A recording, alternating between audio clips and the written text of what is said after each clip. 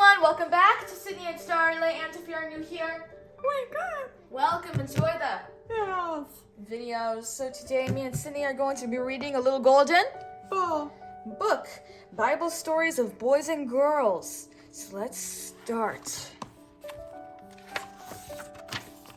The Bible is full of stories of boys and girls who did great things for God. They loved Him with all their hearts and learned to walk in His ways.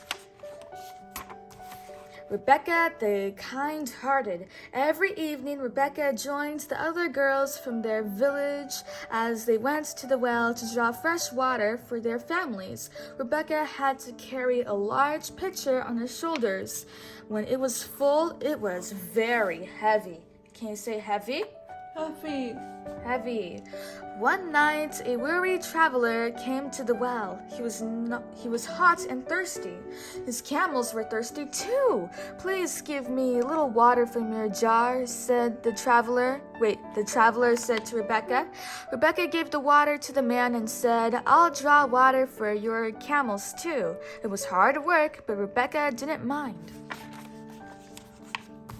The traveler was touched by Rebecca's kindness. He had been praying that God would help him find a very special young woman to marry Isaac, his master's son. The master was Abraham, a great man of God. Now the traveler knew that God had answered his prayers. He asked Rebecca to introduce him to her family. He gave them gifts of gold and silver and fine jewels, for Rebecca had been chosen by God to marry Isaac.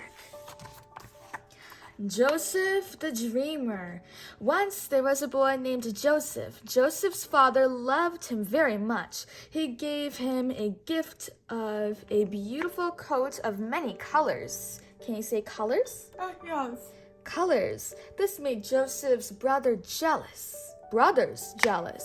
God gave Joseph special dreams about things that would happen in the future. Joseph often dreamed that he would do something very important one day, and that his family would be grateful to him. Joseph's brothers got tired of hearing him talk about his dreams. They wanted to get rid of him, so they sold him as a slave. He was taken far away to Egypt, but God watched over Joseph as he grew up in that land because He had a very special plan for him. One night, Pharaoh, the king of Egypt, had a frightening dream. With God's help, Joseph told Pharaoh that the dream meant hungry times Hungry times were coming. Joseph said that the king must start storing up food for his people so they would have enough to eat for many years. The king was very pleased with Joseph. You shall be in charge of my palace and all my people, he told him. Years later, when Pharaoh's dream came true. There was enough food stored up to feed all the people in the land. No one went hungry. Now Joseph understood why God had wanted him to live in Egypt. He forgave his brothers for what they had done to him. He even invited them to come and live with him in Egypt so that he could take care of them and their families. They were very grateful, just as he had dreamed it would be. Miriam the Good. What does this say? Can you read it? Go. What does it say? Try to read it. What does it say? What is this word? Yog. Sister. Okay. Sister. Can you say sister? Okay. Not yeah. Say sis. Sister. Good. Sister. Miriam, the good sister. Many years later, God's people were still living in Egypt. A new ruler forced them to work as slaves. He even sent soldiers to harm all the newborn Hebrew boys.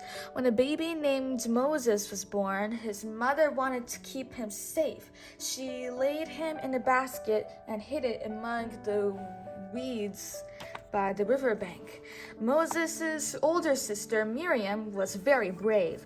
Day after day, she stood at the edge of the water, watching over the baby. She prayed that God would protect Moses and keep him hidden from the soldiers. One day, the king's daughter came to the river to swim and found the basket with the baby in it crying. "This is one of the Hebrew babies," said the princess. This is one of the Hebrew babies," said the princess. She felt sorry for Moses and decided to keep him. "But someone must take care of him," she said. Miriam came out from her hiding place. "Shall I bring a Hebrew woman to nurse the baby for you?" she asked. "Yes, go," answered the princess. So Miriam ran and brought her own mother. The princess told her, "Take this baby and nurse him for me, and I will pray for you." The baby Moses would grow up to lead God's people out of slavery in Egypt and back to their homeland, and his sister Miriam would be with him every step of the way.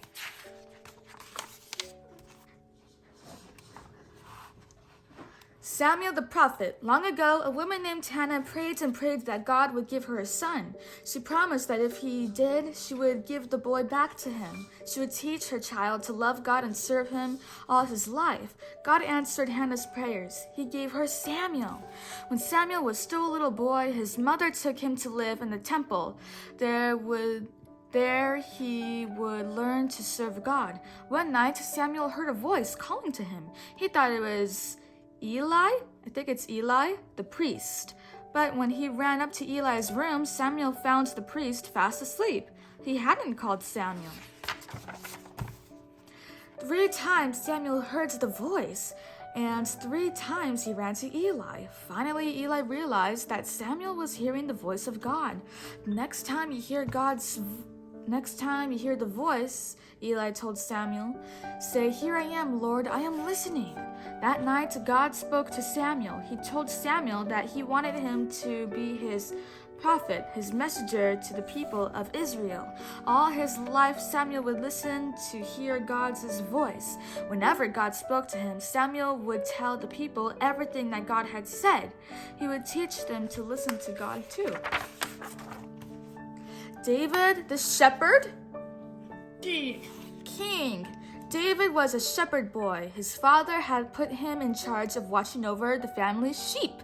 Can you say sheep? Sheep. What sound does the sheep make? Bam! Bah! Out in the fields, David learned to play instruments and write songs of praise to God. When danger did come, David called on God for help. God gave him the strength to fight off a lion and a bear to protect his flock of sheep. One day, David's father asked him to take some food and supplies to his older brothers, who were soldiers in King Saul's army.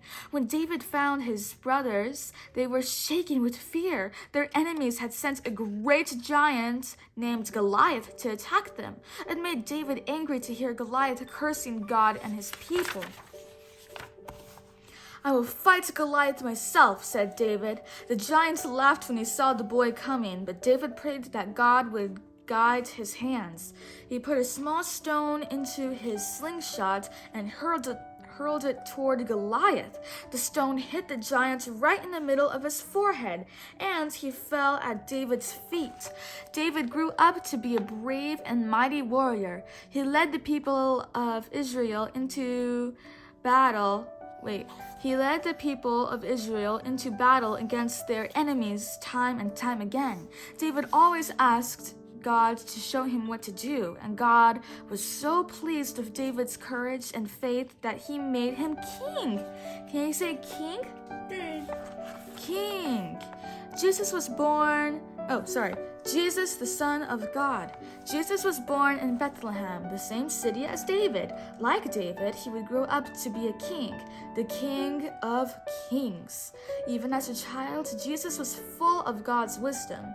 He understood better than anyone how to live a life that pleased God. One day, his mother Mary thought she had lost him. She looked for the little boy everywhere. At last, she found Jesus in the temple teaching the priests about God's law. Jesus wanted to help people everywhere grow closer to God and feel his love for them in their hearts. The end. So that is it for today, everyone. I really hope you all enjoyed it, and we'll see you all next time. Bye-bye.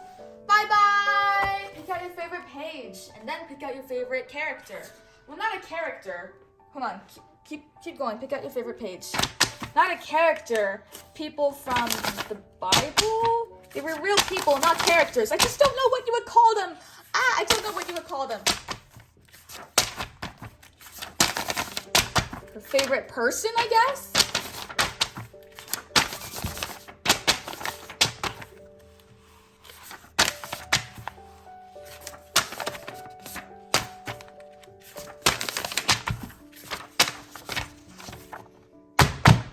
That's a very good page.